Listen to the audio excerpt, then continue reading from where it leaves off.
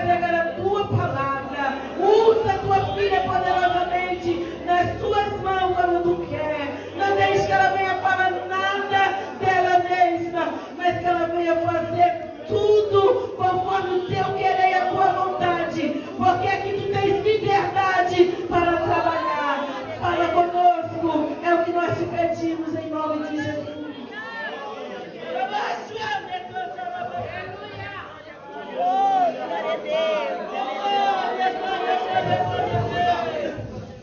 Saúde a todos com a paz do Senhor Jesus. É uma alegria conhecer as irmãs que ainda não conheciam e ter encontrado tantas pessoas conhecidas. A Daiane, que está ali, trabalha comigo. A Lucy, que eu já vi que está aí também. As duas trabalhamos juntas na escola. A Celeste é casada com o primo do meu marido.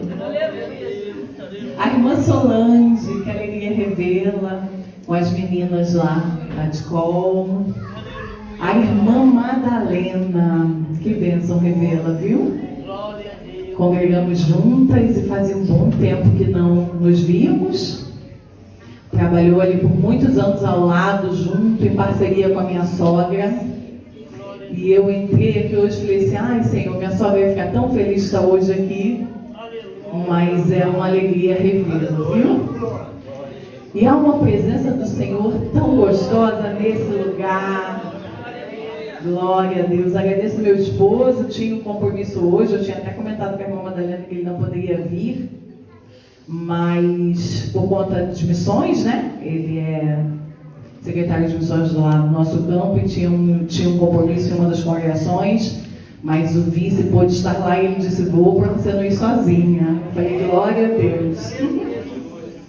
Então é uma alegria estar aqui, sentindo a presença do Senhor e adorando ao Senhor juntamente com os irmãos aqui neste lugar. Agradeço ao pastor dessa igreja. É uma grande honra e uma grande responsabilidade também, viu? Abra sua Bíblia no texto que já foi lido hoje aqui nessa noite, o texto do tema. 2 Reis, capítulo 4. Nós vamos ler somente o versículo 2. 2 Reis, capítulo 4, versículo 2. O texto que traz o tema da festividade das irmãs. Um texto lindíssimo, um capítulo muito importante. Os irmãos acharam? Amém? Amém. Versículo 2 diz assim: E Eliseu disse a ela, o que farei por ti? Conta-me o que tens tu na tua casa. E ela disse, a tua criada não tem nada em casa, além de uma botija de azeite.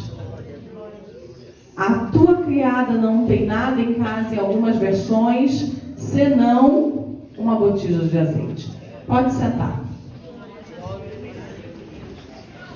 Quero compartilhar com os irmãos nessa noite, com as irmãs, que estão belíssimas por sinal, viu, Celeste? Ficaram lindas. Compartilhar com os irmãos nessa noite algumas verdades bíblicas contidas nesse texto, nesse capítulo que o Senhor falou ao meu coração. E eu quero compartilhar com a igreja nessa noite. Quero que você fique bem atento ao que o Senhor vai falar conosco aqui. Esse capítulo 4, tão conhecido, ele traz 3 milagres que com certeza você já ouviu.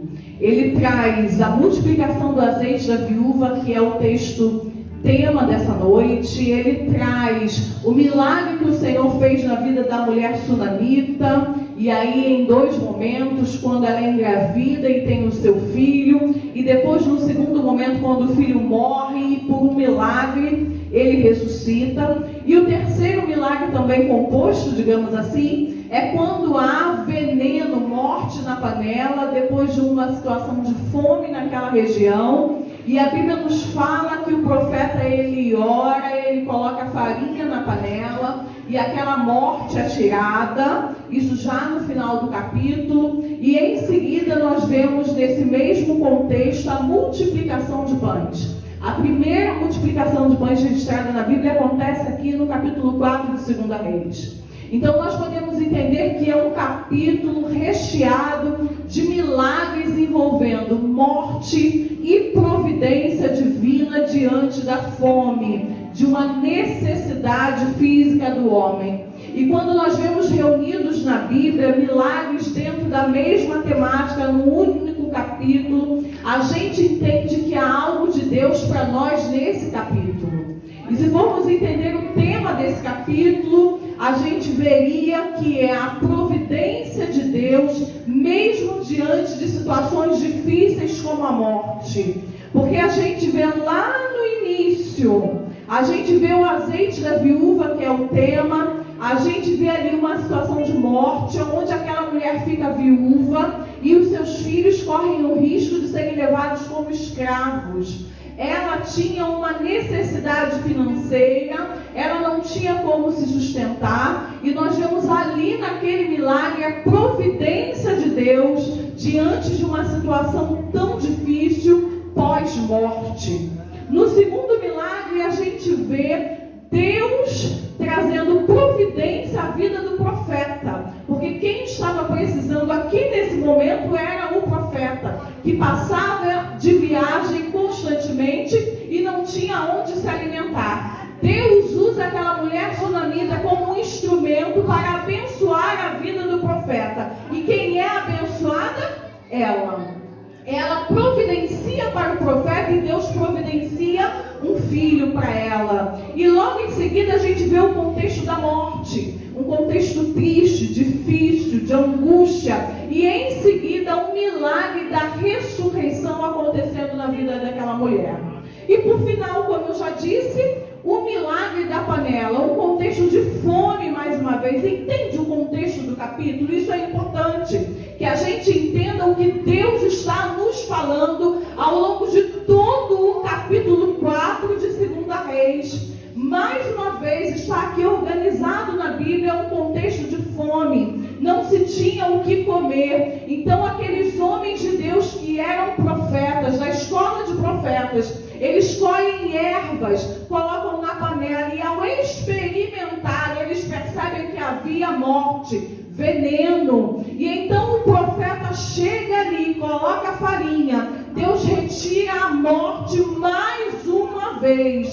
E então Deus multiplica pães. Olha aí a providência de Deus. Entende o que Deus está falando conosco nesse capítulo? Que Ele é Deus mesmo diante da morte. Aleluia! E que Ele é Deus de providência, onde o caos está estabelecido. Ele manifesta a sua glória, Ele faz milagre, Ele ressuscita e Ele cancela aquilo que poderia ser uma tragédia. É isso que Deus está falando conosco nesse capítulo. Esse é o tema, esse é o contexto do tema que as irmãs, direcionadas pelo Espírito, escolheram. Agora, se falarmos especificamente do azeite da viúva que foi multiplicado, você com certeza conhece bem essa história. Mas se nós falarmos de forma específica desse primeiro milagre, que foi a multiplicação do azeite na casa da viúva, eu quero trazer aqui algumas reflexões para você a respeito dessa passagem. A primeira coisa que eu vejo nesse tema, que para mim está expresso de uma forma muito clara na frase dessa viúva, quando ela diz assim: eu não tenho nada em casa. Que frase significativa. Ela realmente não tinha nada em casa? Ela mesmo responde em seguida quando ela diz: além de um azeite bem pouquinho, de uma botija de azeite. Então ela realmente não tinha nada. Ela tinha.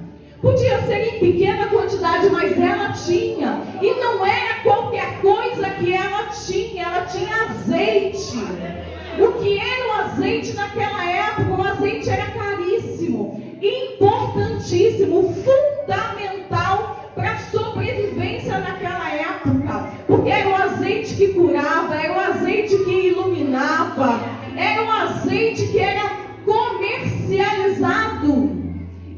trazia recursos grandes financeiros porque ele era muito importante. Mas essa frase dela me chama a atenção. Eu não tenho nada. Que mistério é esse? Do eu não tenho nada. E eu fui entender o contexto. Sabe por que eu entendo que ela fala isso? Porque eu vejo nela uma visão limitada. Mas eu não estou aqui para criticá-la, porque eu entendo que era uma visão limitada gerada pelo seu estado de humor. Entendi isso. Para quem perdeu o marido, para quem está em risco de perder os seus únicos filhos, vendidos como escravos porque não tem como pagar uma dívida, ela tem uma visão pessimista, limitada, quando ela diz, eu não tenho nada. Sabe por quê? Por causa do estado de humor em que ela se encontrava. Angustiada, deprimida, talvez sem esperança, e ela responde dessa forma. Sabe o que eu entendo? Que quando nós passamos por situações angustiantes, sofrimento, perdas, às vezes a gente só consegue ver dessa forma. Quando o luto se abate sobre a nossa alma, quando estamos numa situação extremamente difícil, a única coisa que nós pensamos é, eu não tenho nada. Eu não tenho um caminho a seguir. Eu não tenho o que fazer. Para mim não há solução. Para mim não vai ter jeito. Por quê? É a visão limitada por conta da angústia que está na nossa alma. E aí vem a vontade de abandonar tudo, de largar, de parar, de desistir. Porque as marcas da vida nos fazem pensar dessa forma. E a gente vê, irmãs, muitos outros exemplos na Bíblia que eu quero compartilhar com você. Talvez o primeiro exemplo que eu tenha me lembrado foi de Elias, em 1 Reis, capítulo 19. Aqui do azeite da viúva Eliseu. Mas Elias passou por uma situação parecida com essa. Você lembra bem? Elias, ele tinha guerreado contra os profetas de Baal. Era um homem de Deus, escolhido por Deus, ninguém tinha dúvida disso. Um homem usado por Deus com autoridade e unção, irmã Madalena. Um homem ousado que diante dos profetas de Baal, ele foi irônico e ousado. Quando ele dizia, pode clamar o seu Deus, pode clamar. E ele clama ao Senhor e Deus manda fogo do céu que consome o altar. Um homem experimentado no poder de Deus. Mas escute isso. Logo em seguida, depois que ele está ali na batalha contra os profetas de Baal, a Bíblia nos diz, nesse capítulo 19, que Jezabel, ela recebe a notícia. E ela diz, que negócio é esse desse homem matar os meus profetas, ou os profetas de Baal? Isso não vai ficar assim. Avisa para ele que amanhã, essa hora, eu vou pedir a cabeça dele. E a Bíblia nos diz que Elias, ele faz o quê? Ele foge. E a Bíblia fala que enquanto ele está fugindo, ele se lamenta, ele chora, ele diz, Senhor, eu não quero mais viver. Senhor, tira a minha vida. E a gente critica Elias e diz, mas como é que pode ele vencer tantos homens e ter medo de uma mulher? Mas eu entendo muito bem o que está acontecendo com Elias. Sabe o que eu entendo? Elias estava cansado. Porque o ser humano cansa. Não é porque a esposa do pastor, mulher do círculo de oração, mulher de Deus que não vai se cansar. Há um momento da vida do homem que a angústia pode vir. Que a vontade de parar pode vir. Há momentos que dá vontade de desistir. Não sejamos hipócritas. A realidade é essa. Elias era profeta, era homem de Deus, mas pensa, depois de toda aquela batalha, ele se sente cansado. É como você, uma batalha após a outra, uma batalha após a outra, uma batalha após a outra. E você diz, Senhor, até quando eu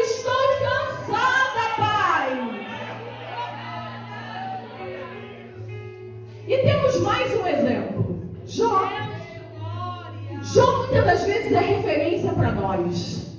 Mas escute, Jó perde saúde, bens, filhos, os amigos o criticam. E há um momento da vida de Jó que ele diz o quê? Maldito o dia que eu nasci. O que é que está acontecendo com o emocional de Jó? Jó está frágil, cansado, deprimido, fraco. Jó nega a existência de Deus de forma nenhuma. Mas ele está cansado da caminhada. Ele está cansado da luta. E ele diz: Senhor, maldito o dia que eu nasci. Talvez você possa ter passado por situações como essa. Que você talvez tenha chegado hoje aqui e dito: Senhor, está tão difícil fazer a tua obra. E eu vou dizer uma coisa para os irmãos: fazer a obra do Senhor não é tarefa fácil.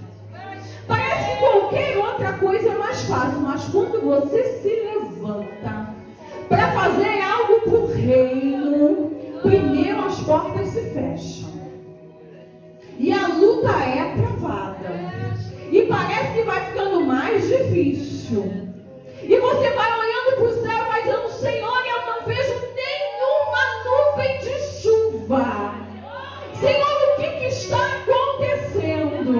Parece que é tempo de parar e desistir.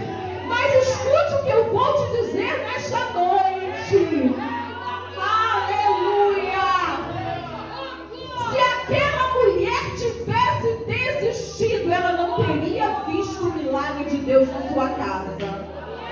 Se Elias tivesse desistido, ele não teria tido a oportunidade de ser alimentado pelo anjo. Porque quando ele estava no seu emocional destroçado, cansado, deita para dormir, eu brinco até que ele deitou de depressão talvez. O que acontece com Elias? O anjo o toca e diz assim: acorda, Elias. Aleluia. Olha o cuidado de Deus aí no seu emocional. Acorda, Elias. E o anjo oferece para ele, sabe o quê? Um pão assado na brasa, uma botija de água. Obrigada, irmã. E o anjo diz para ele: levanta e anda, porque longa é a tua caminhada. O anjo está dizendo: eu estou cuidando do seu emocional. Você não precisa parar e desistir, porque eu sou o Deus que cuido das suas necessidades. Se a gente desiste, se a gente toma atitudes na hora da angústia, se a gente se precipita na hora que os tempos são difíceis, a gente não vê o milagre de Deus. E Jó, o que dizer de Jó? Você sabe, Jó se angustiou, mas esperou no Senhor. Jó sofreu as suas dores, mas não murmurou contra Deus. O meu Redentor vive.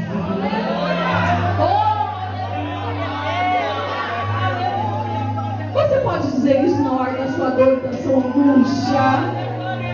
O meu Redentor vive. E o que é que acontece com Jó? Jó tem tudo seu restituído. Deus lhe dá os filhos, Deus lhe dá os bens em dobro. Jó vê o milagre acontecendo na sua casa. Por quê? Perseverou mesmo em tempos de angústia. Então eu vejo nessa passagem da mulher, do azeite da viúva, e eu entendo isso muito claramente. Não é tempo de tomar atitude precipitada. A nossa visão está ofuscada. Os pensamentos não estão claros. A minha visão está limitada e eu estou até dizendo que eu não tenho nada. Mas o profeta está aí aqui para te dizer que o pouquinho que você tem,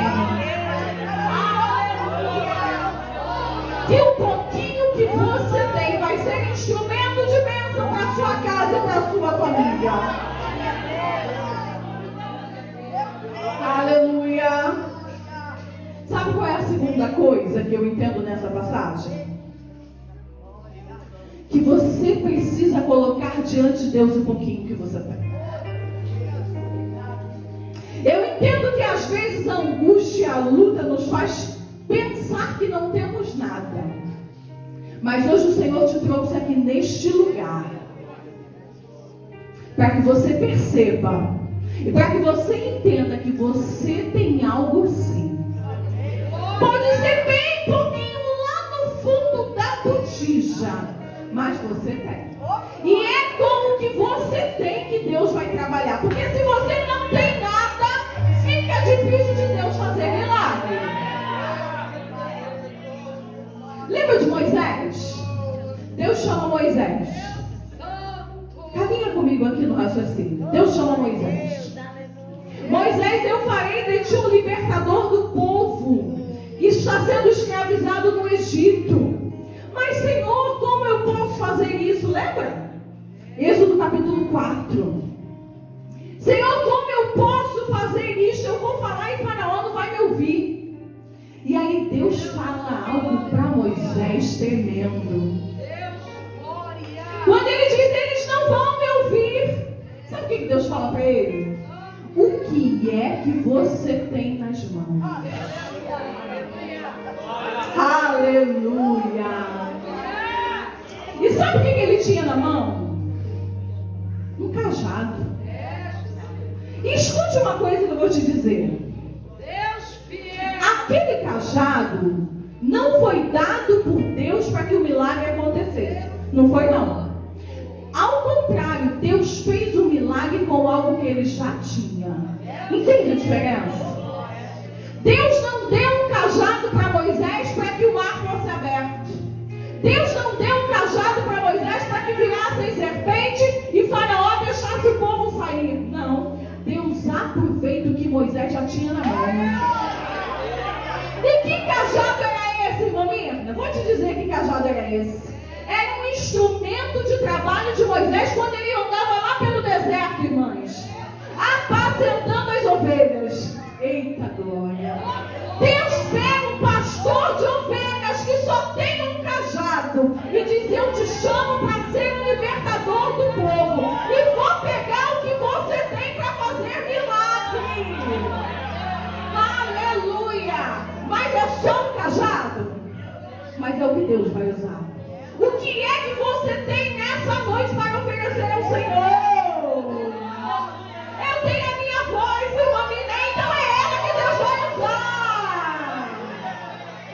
Irmã Mina, eu tenho a minha vida simples, mas é através da sua vida que Deus vai fazer milagre.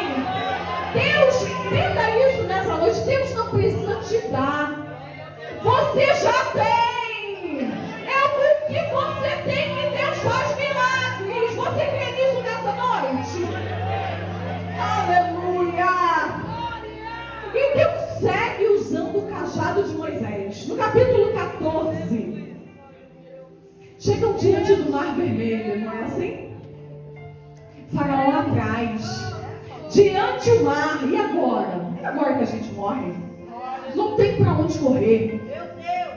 Situação angustiante.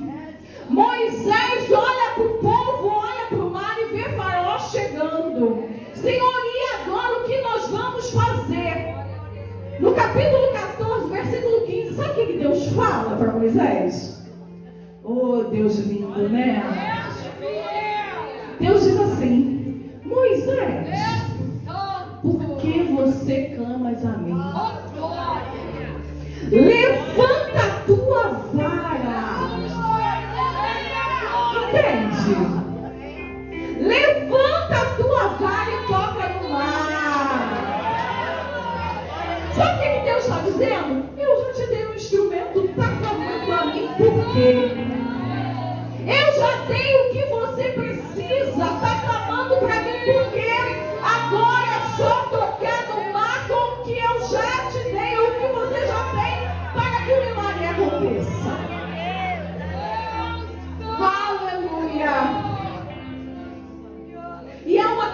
Outra coisa, para nós caminharmos para o final, que eu aprendo com esta passagem bíblica. Escute. Há momentos na nossa vida que Deus reservou para fazer milagres, mas em particular com você e sua família. Vamos entender o contexto. Aquela mulher estava numa situação angustiante e não conseguia perceber o valor do que ela tinha. Visão limitada. Mas o profeta mostra para ela e diz: mas pega esse azeite, vai nos vizinhos, pega botijas de azeite. E ele fala algo importantíssimo, que ele diz assim: entra no teu quarto, você e seus filhos. E ele continua dizendo: fecha a porta. Sabe o que ele está dizendo? Esse milagre é de família, é entre a família. É você com os seus filhos. Nenhum profeta vai ver, mas Deus vai fazer coisas tremendas em família. E talvez você não entenda porque está sozinha. É porque há momentos de estar sozinha. E é lá no seu cantinho, na solidão, onde talvez ninguém te acompanhe, que Deus vai fazer milagres. Porque Deus tem milagres para a família. Gostaria, com a autorização das irmãs, que você ficasse de pé nesta noite. Coloque-se de pé. Deus tem algo para você nessa noite. Para a sua casa, para a sua família. Porque é Deus que tem promessas para a casa do cristão. A palavra nos diz que se creres no Senhor, será salvo tu e a tua casa. Deus tem particulares conosco. Ele trata conosco de uma forma especial. E eu creio num Deus que faz milagres. Eu creio que Deus faz milagres no meio da família. Numa mulher extremamente angustiada, sem esperança, sem saída, sem solução. Mas era uma família piedosa, não era qualquer família. Que mulher era essa? Era a mulher do profeta. E ela usa isso como argumento. Ela diz: o meu marido te serviu. Aleluia. Coisa linda é quando o crente tem crédito com Deus. O meu marido serviu ao Senhor. Aleluia. Eu não tenho nada, pensava ela. Aleluia. Mas o Senhor multiplica. E a Bíblia nos diz que foram tanto azeite jorrando naquela casa, ali no particular, porta fechada. Porta fechada fala de privacidade. Porta fechada fala de intimidade. Porta fechada fala que se ninguém pode te ajudar, deixa do lado de fora. E deixa Deus tratar com você no íntimo e no particular do seu quarto. Se ninguém pode te ajudar, não precisa estar com você nesse momento, porque Deus é Deus que faz milagre na família. E eu quero orar por você nesta noite. Deus é Deus de milagre. Deus é Deus de milagre de salvação. Você que ora tanto tempo por seu esposo, e talvez você esteja como essa mulher dizendo: Senhor, eu não tenho nada. Engano seu. Aleluia. Você tem o Espírito Santo de Deus na sua vida. Você tem os seus joelhos em oração. E é com o que você tem que Deus vai fazer milagre lá no coração daquele homem. Deus tem milagres para fazer aqui neste lugar, eu creio. Você crê assim? Eu quero orar por você. Meu esposo, se puder, Fica louvando o Senhor com a gente, por favor. E eu quero orar por você, porque eu creio no Deus de milagres. Eu creio no Deus que honra as suas filhas. Eu creio no Deus que abre portas de emprego. Eu creio no Deus que traz cura. Eu creio no Deus que traz salvação. E se você veio a esta noite para orar, é porque você também crê. E eu quero orar por você, para que Deus faça milagres aqui nesta noite. E para que você continue sendo uma bênção nas mãos do Senhor, usando aquilo que você tem. Usando o que você tem. Não desanima não, viu? Não para não. Escute, antes de meu esposo louvar o Senhor, nós temos uma irmã lá na nossa congregação, que quando nós chegamos lá, a irmã Madalena, ela sofria muito com o esposo. Mas não é sofrimento pouco não. Ele era usuário de drogas. E houve um dia que ele até tentou, quando chegou em casa, naquele estado, com uma faca, matar ela enquanto ela dormia. É porque não acertou. E ela estava muito cansada. E eu me lembro que ela fez um gabinete conosco. E ela sempre dizia, não aguento mais, vou me separar. E nós sempre respeitamos, né, esposo? A gente sempre respeitou. Até porque ela corria risco, né? Então quem sou eu? Mas aquela irmã, todas as vezes que ela estava assim, ela dizia, vou aguentar mais um pouquinho. Aleluia. E Deus honrou a fé daquela mulher. Eu não estou dizendo para você, entenda bem. Não estou dizendo que isso é receita e que você tem que se submeter como ela se submeteu. Eu só estou te dizendo é que eu vi Deus fazer milagres. Esse irmão hoje é o obreiro da casa do Senhor lá conosco na congregação. E quando eu chego na congregação, que eu vejo aquele homem na porta nos recebendo,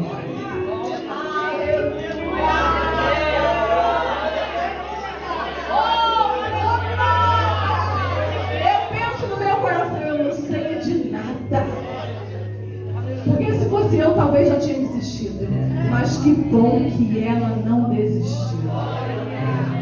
Deus é Deus de milagres. Uma irmã simples que dizia, o que eu posso fazer? Mas Deus usou ela como instrumento na gente. E Deus pode e quer fazer milagre na sua vida e através da sua vida. Creia, não desista, não pare, não abandone, não largue o barco, não pare, não desista. Porque se você parar, você não vai ver o milagre de Deus acontecendo. Seja alimentada pelo Senhor nesta noite. Dá a mão aí para essa abençoada, para esse abençoado que está do teu lado. Nós vamos orar juntos. Você tem comunhão com ela. Nós vamos orar juntos, uns pelos outros. Para que o Senhor faça milagres aqui nesta noite. Aleluia. Que a gente ouça testemunhos aqui neste lugar. Aleluia. Que você ouça testemunhos aqui neste lugar. Que você possa dizer daqui a um ano, foi naquela noite que o Senhor mudou a minha história. Foi ali naquele lugar que o Senhor mudou a minha história. Porque Deus faz milagres. Pode louvar. Tá chorando.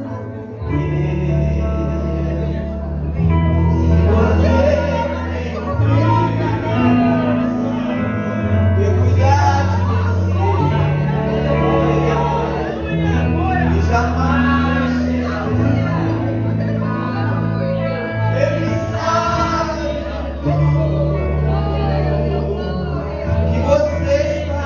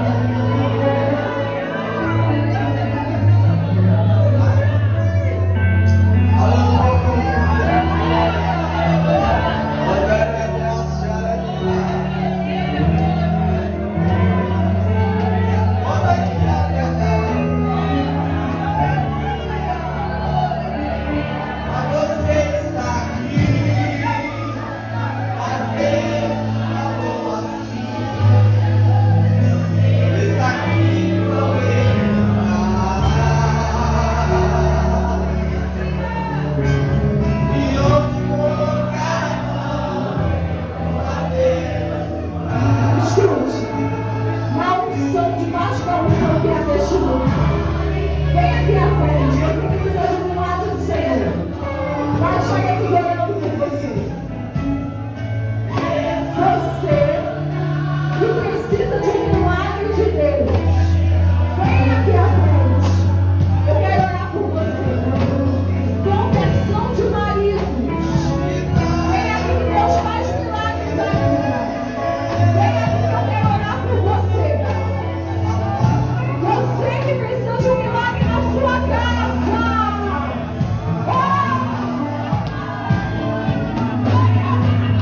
Vem que Deus vai fazer milagres aqui nesta noite. Venha, eu vou pedir às irmãs e pais que estão aqui na frente. Nós vamos estender as mãos. Venha acompanhar.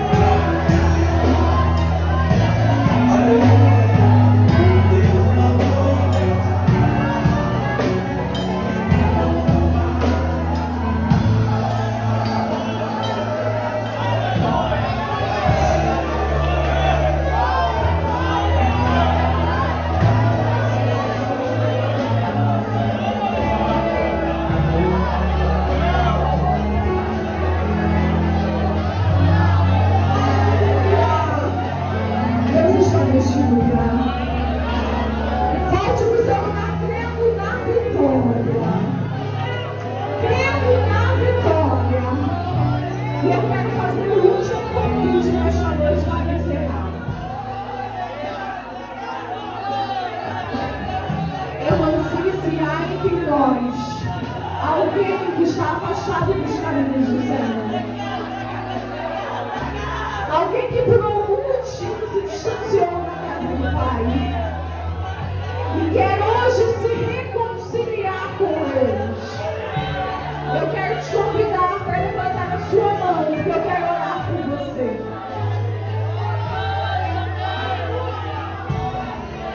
Há entre nós alguém que está distante dos caminhos do Pai, mas você sabe que Ele é o único caminho para a sua salvação. Você sabe. Você um dia aprendeu que Ele é o único caminho. Você se distanciou um pouco, mas essa verdade está no seu coração. Há alguém para se reconciliar com o Senhor nesta noite? Alguém quer entregar a sua vida ao Senhor? Se não há, que Deus nos abençoe. Em nome de Deus, abençoe e obrigado.